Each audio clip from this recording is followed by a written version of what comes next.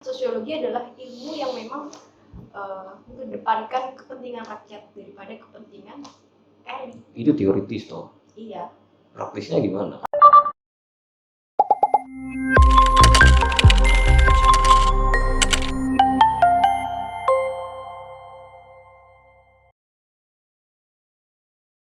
Sahabat Bawaslu, berjumpa lagi dalam podcast Bawaslu Jawa Timur. Kita hari ini akan berbicara banyak hal dengan sahabat Kenny Ari. Bulan April dikenal sebagai bulannya Kartini, dan kita akan ngobrol sedikit tentang Kartini, sekaligus tentang bagaimana mahasiswa UNESA melihat tentang Bawaslu. Ya guys. Oke. Satu kata tentang Kartini apa? Perjuangan. Perjuangan. Iya. Kalau ngomong tentang Kartini misalkan, apakah kita setiap tanggal 21 April itu sudah benar merayakan misalkan Kartini dengan pakai kebaya, pakai konde atau apa, atau gimana nih menurut Mbak Kenny hari ini? Oke, jadi begini, kalau di mata sosiologi, Iya. mata sosiologis atau perspektif sosiologis itu sendiri, memang tradisinya dari zaman ke zaman masih sering kita jumpai. Kita melihat bahwasanya untuk memperingati Hari Kartini itu kita memakai kebaya. Iya, konde. Betul. Terus kemudian kita memakai baju-baju adat yang memang menyerupai seorang Kartini. Dan di dalam sosiologi juga itu merupakan sebuah simbol. Simbol. Simbol. Kenapa bukan buku simbolnya Kartini atau tulisan ya? Karena Kartini atau Hari Kartini ini identik dengan gender perempuan. Kan buku juga bisa jadi gender perempuan juga atau Mbak Kenny? Belum tentu, karena Belum kan tentu. buku ini masih sifatnya luas. Hmm. Sedangkan kebaya itu kan identik dengan pakaian seorang perempuan. Itu sah? Kenapa? Itu sah atau itu tuntutan industri juga? Oh, jadi begini. Pada saat itu memang pada zamannya Kartini itu Kartini memakai kebaya. Kalau memakai apa namanya nikob, pakai nikob juga hari ini. Iya. Bisa jadi. Iya, itu realistis sekali. Jadi memang pada saat itu yang dikenakan oleh Kartini itu kebaya, yang artinya itu adalah menjadi momen. Ya. Yang artinya itulah simbol yang akan selalu dikenang. Tapi sekarang jarang sekali perempuan pakai kebaya. Apa faktornya menurut Mbak Kenny?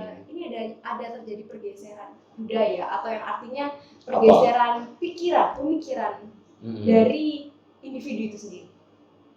Apa tuh faktornya? Faktor di dalam atau di luar? Itu dari dalam, itu mungkin kesadaran setiap wanita itu berbeda. Kesadaran perempuan ya, saya bilang kesadaran perempuan itu berbeda. Yang artinya ada yang menganggap bahwasanya untuk memperingati Hari Kartini mungkin kita bisa melakukan hal-hal yang memang menggambarkan seorang Kartini sebelumnya tanpa harus mengenakan simbol-simbolnya seperti kebaya dari konde, kemudian memakai yang rempong lah. Ada pemikiran yang memang kontra. Untuk ini memperingati Hari Kartini kita nggak haruslah memakai simbol-simbol rempong seperti itu. Bukan rempong sih sebenarnya, itu hanya kata yang dipakai oleh mereka yang tidak setuju aja dengan simbol. Mbak Kenia di mana posisinya? Mbak Kenia nanti pakai kebaya nggak 21 April ini? Tergantung. Tergantung. Iya, jadi realnya kita tergantung. Ketika memang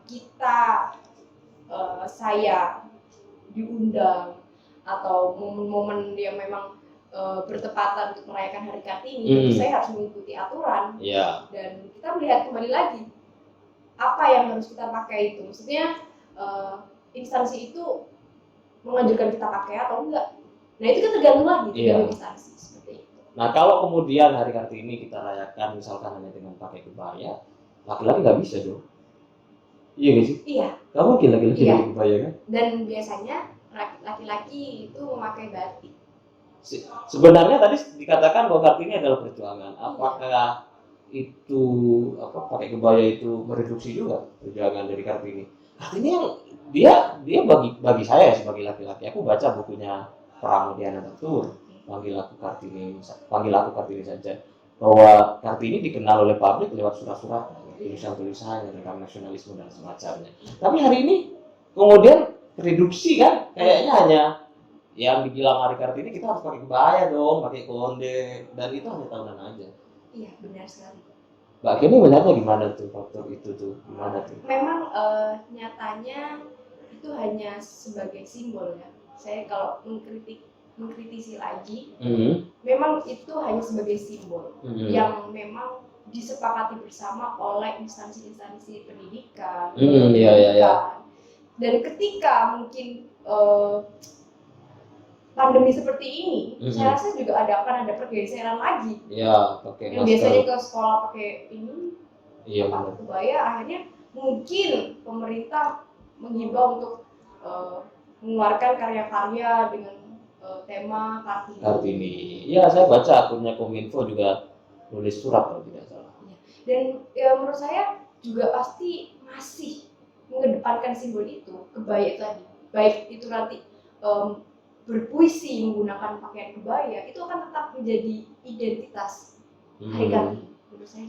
Kartini, saya melihat di Kartini dari segi tulisannya ya, dia gelisah ya sebagai perempuan ya. Iya nggak sih? Iya. Dia gelisah tidak hanya karena nggak punya kota, nggak dapat wifi, nggak punya HP, ya nggak sih? Dia gelisah tentang negaranya, dia gelisah tentang perempuan, tentang nasib perempuan. Tapi persoalannya begini loh Mbak, aku penasaran, apakah kemajuan perempuan itu juga tergantung dari persepsi perempuan juga? Maksudnya begini, saya tadi sebelum ngobrol sama Mbak Kenny ya, saya nonton akun Instagramnya Najwa Shihab. Dan kadang-kadang kata Pak Najwa itu apa? Perempuan nggak selesai sama perempuan, benar nggak sih? Maksudnya nggak selesai? Jadi ketika dua perempuan ini, ada satu perempuan dengan perempuan yang lain yang itu apa berseteru, berkompetisi. Katanya sekarang kolaborasi kan ya. Artinya masalahnya bukan hanya pada faktor persepsi laki-laki terhadap perempuan, tetapi juga persepsi perempuan tentang perempuan. Benar, ada masih perbedaan ya? Iya. Benar sekali. Iya. Uniknya seperti itu. Jadi saya bukan soal feminis. Bukan. Sosiologis. Iya. Iya dong. Iya. Sosiologis juga feminis. Tetapi begini, sosiologis juga mempelajari sebuah arti kata feminis. Tetapi saya perempuan yang bukan feminis. Tetapi saya tidak membatasi atau tidak meremehkan perjuangan para feminis melakukan pergerakan-pergerakannya. Dan tepat pada 21 April nanti adalah momentum bagi emansipasi perempuan. Yang artinya saya sangat menghargai sekali momentum ini. Tapi selesai nggak antar sama perempuan? Belum kan? Belum berbeda persepsinya. Karena kita bukan berbicara perempuan lagi, kita berbicara individu yang artinya individu itu memiliki cara berpikir, cara memandang dari perspektifnya mereka masing-masing. Maka dari itu sebenarnya emansipasi wanita atau gerakan-gerakan feminis semacam itu harus diperjelas. Maksudnya gini, bahwa setiap perempuan, bukan setiap kelompok perempuan ya, setiap perempuan itu mempunyai perjuangan masing-masing yang berbeda. Iya.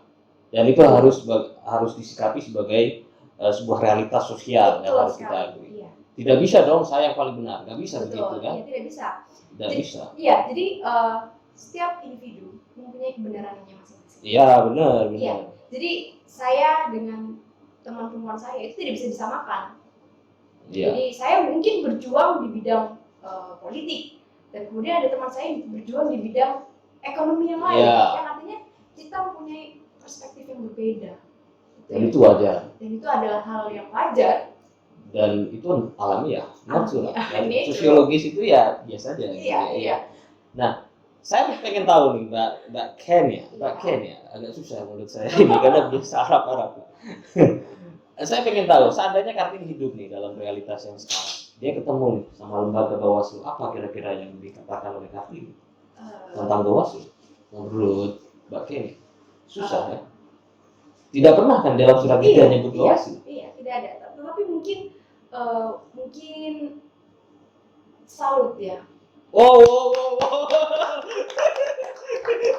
Jangan yang depan kamera.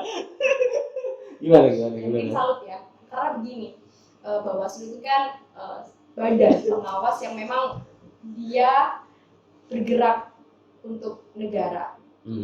Dan segala perannya itu demi kepentingan bersama. yang artinya sebenarnya ini sudah mengarah kepada tujuan Kartini itu sendiri. Ditambah lagi ketika saya magang di sini nih. Oh, gimana? Ketemu sama Supang. Ketemu sama siapa? Iya, saya sudah mengamati banyak hal yang ada di Bawaslu ini. Saya melihat ada banyak perempuan yang menjadi anggota Bawaslu, yang artinya di sini ruang untuk perempuan itu ada. Dan itu sesuatu yang harus benar-benar dihargai. Bahwasanya memang perempuan itu bisa ya. Bisa. Kuncinya adalah bisa. Bisa berapa? Sudah masuk ruang laktasi. Ada nih ruang laktasi di sini. Beneran kok nggak ketawa. Ruang laktasi itu adalah simbol bahwa ada kebijakan yang itu peduli terhadap perempuan. Iya nggak sih? Tidak semua lembaga itu punya ruang laktasi dan ramah anak. Ada nih dikatakan nih. Saya baru tahu berarti. Saya tahu. Kurang lama pernyataannya. Jangan hanya di kamar mandi, di sebelah kamar mandi ini ada ruang laktasi. Gitu ya. Iya. Dan di Bawaslu sendiri ada dari 7 orang itu sudah ada 2 yang perempuan. Yang kerja juga banyak ya. Iya. Ya, saya melihat bahwasanya memang Bawaslu sudah profesional, maksudnya memberikan ruang. Dan itu ada dalam semangat Kartini dalam rangka bagaimana perempuan bisa tampil kurang lebih. Saya tidak tahu nanti bulan April pakai kebaya atau enggak. Jangan-jangan nanti pakai seragam abu-abu. Iya nggak sih? Iya. Kalau ngomong kembali kepada persoalan Bawaslu sebagai mahasiswa sosiologi ini, apa nih Anda melihat Bawaslu? Bukan sebagai Kartini ya, sebagai mahasiswa sosiologi. Iya. Bawaslu, kita melihat kepanjangan dari Bawaslu sendiri, Badan Pengawas Pemilu, yang artinya melakukan kontrol, pemantauan. Tapi di sini menurut saya secara luas, secara umum juga Bawaslu itu berperan untuk menjaga atau mencegah sebagai upaya preventif agar tidak terjadi pelanggaran-pelanggaran kode etik yang nantinya akan merugikan masyarakat itu sendiri. Iya. Jadi KPU sama Bawaslu ini juga dikontrol oleh DKPP kan. Iya. Tidak sembarang dong kalau tidak menindaklanjuti apa yang dilaporkan masyarakat bisa kena. Iya. Dan bisa diberhentikan. Iya. Banyak dong yang diberhentikan dari jabatan sebagai penyelenggara pemilu karena melanggar kode etik. Dan itu bagi Mbak Kenia itu sesuatu yang perlu dikembangkan dalam sistem negara ini, atau nggak usah ada Bawaslu nih atau gimana Mbak Kenia? Secara sosiologi ya masih hangat kan pasti pikirannya Mbak Kenia ini kan masih hangat kan, nggak mungkin kan, bisa pasti hangat. Iya. Gimana sih? Saya bukan dosennya tapi harus berusaha serius. Iya, jadi kelihatannya Mbak Kenia pintar nih, kelihatannya. Kelihatannya. Iya. Jadi begini, segala sesuatu yang dilakukan atau yang sudah diadakan oleh pemerintah, khususnya seperti Bawaslu ini, pasti sudah ada tujuannya. Yang artinya ketika terjadi pelanggaran pun yang dilakukan oleh Bawaslu, itu akan menjadi evaluasi yang harusnya untuk kebaikan Bawaslu itu sendiri dan untuk negara. Jadi kalau Bawaslu ini melakukan kesalahan, solusinya bukan dihapus atau menurut saya bukan malah ditutup atau bagaimana atau ditiadakan. Justru harus dicari apa kesalahannya yang artinya ini bisa menjadikan evaluasi perbaikan dan bisa berkembang lebih baik lagi. Iya. Saya kalau ngomong politik ya Mbak ya, saya ada satu teori yang saya senang baca itu tentang teorinya Erving Goffman, tentang dramaturgi. Ada panggung depan, ada panggung belakang. Jadi panggung depan berbeda dengan panggung belakang. Iya nggak sih? Benar nggak sih? Nah, sistem politik di Indonesia menurut Mbak Kenia, susah sekali namanya. Mbak Kenia itu sebenarnya apakah panggung depan yang dilihat itu kayak ada pemilihan ya, ada proses memilih, datang di suara lalu terpilih, atau yang rumit itu panggung belakangnya, ada praktek kotor atau apa? Bagiannya nilainya di mana?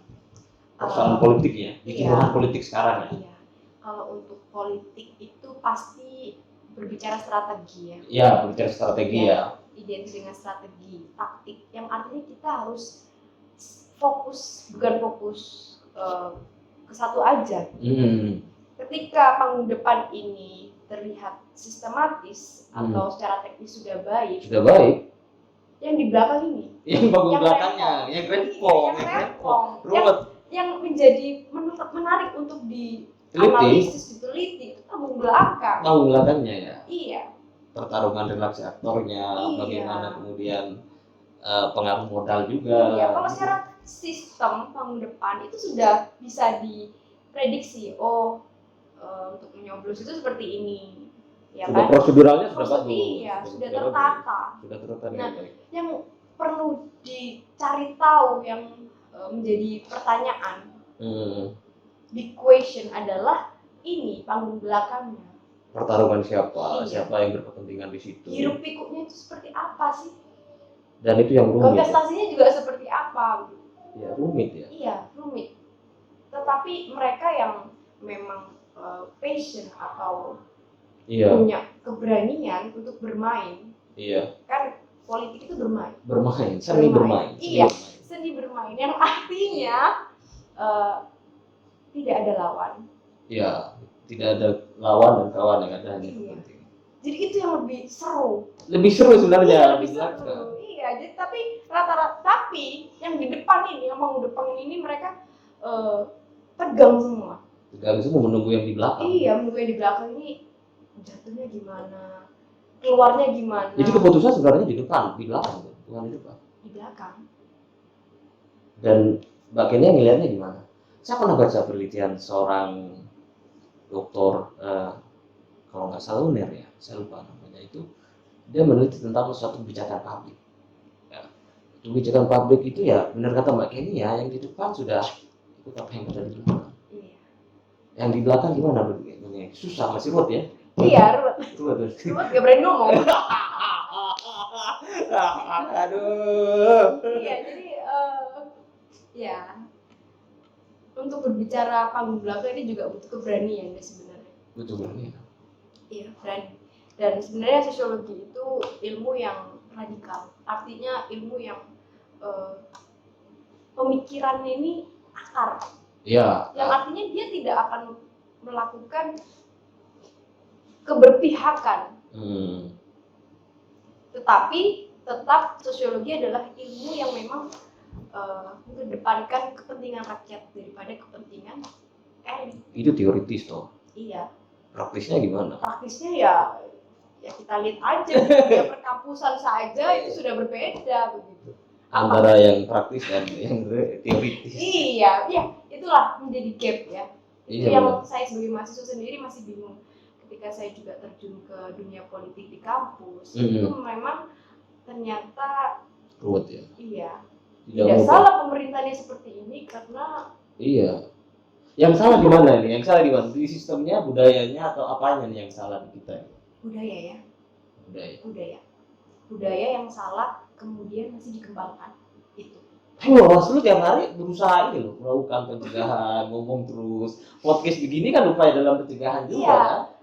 Because we have some kalau saya ngomong itu kita ini hidup berkelompok. Iya. Tanpa kita tertarik dunia politik, itu kita sudah berpolitik. Iya, sudah politik. Kita membutuhkan orang itu sudah berpolitik. Dan saya rasa yang menjadi problem adalah kepentingan. Kepentingan itu. Iya. Budaya itu akan menjadi salah dan terus berkembang jika kita punya kepentingan. Tapi susah menghilangkan kepentingan. Iya, karena manusia hidup berkelompok dan selalu berjalan dengan kepentingan itu. Makanya pentingnya menahan hawa nafsu Anda. Puasa menahan hawa nafsu, tidak hanya menahan lapar kan. Kok ketawa Pak Kenia ini Pak produser. Susah, kepentingan pasti ada benturan kepentingan. Ada saya dan mereka. Ada saya dan orang lain. Dan kepentingan saya harus masuk. Benturan-benturan kepentingan itulah yang kemudian menjadi rumit ya.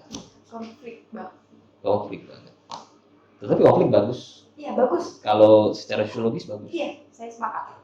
Kalau nggak ada konflik nggak ada kemajuan dong. Betul. Tidak ada Nggak ada perubahan juga. perubahan, tidak ada perubahan juga. Nggak ada sesuatu yang bisa membangun. Iya, tidak bisa semuanya teratur kan. Ini Iya. saya berapa kali memang baca-baca tentang sosiologi karena saya suka sosiologi. Walaupun jurusan saya jauh dari sosiologi, jurusan saya jurusan Tanggulangin, Kelurahan Putran, Kota Surabaya. Senang saya sebenarnya ngurus sosiologi, asik. Sosiologi orang sosiologi itu katanya memang divonis dia akan jauh lebih kebal imunnya dari menjadi radikal. Wah. Iya nggak sih? Nggak mungkin jadi teroris Anda. Iya. Nggak mungkin. Anak-anak sosiologi, anak-anak yang punya banyak perspektif. Hidupnya tenang.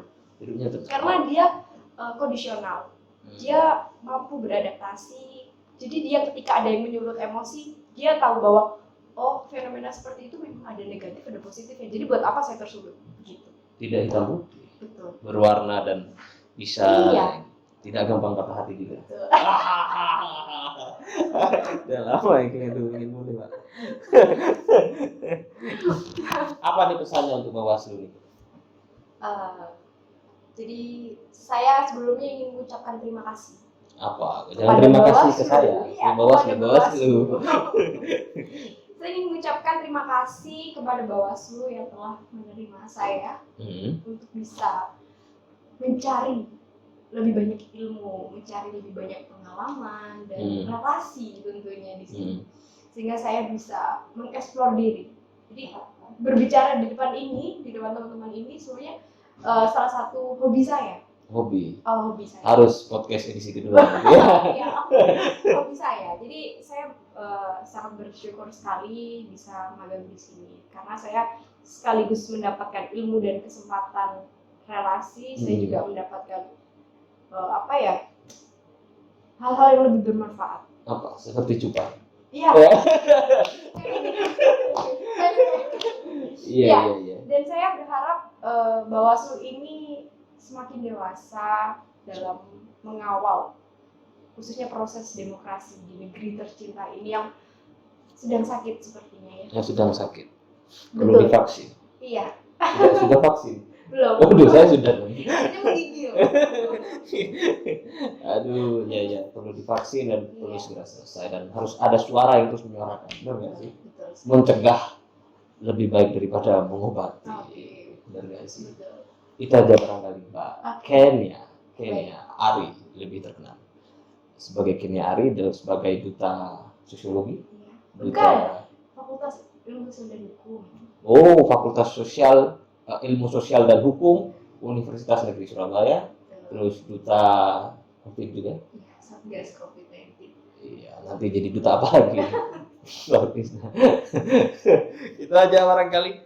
Semoga bermanfaat. Kita harus segera mengakhiri karena kita segera buka puasa. Oke. Itu aja. Terima kasih. Assalamualaikum. Waalaikumsalam.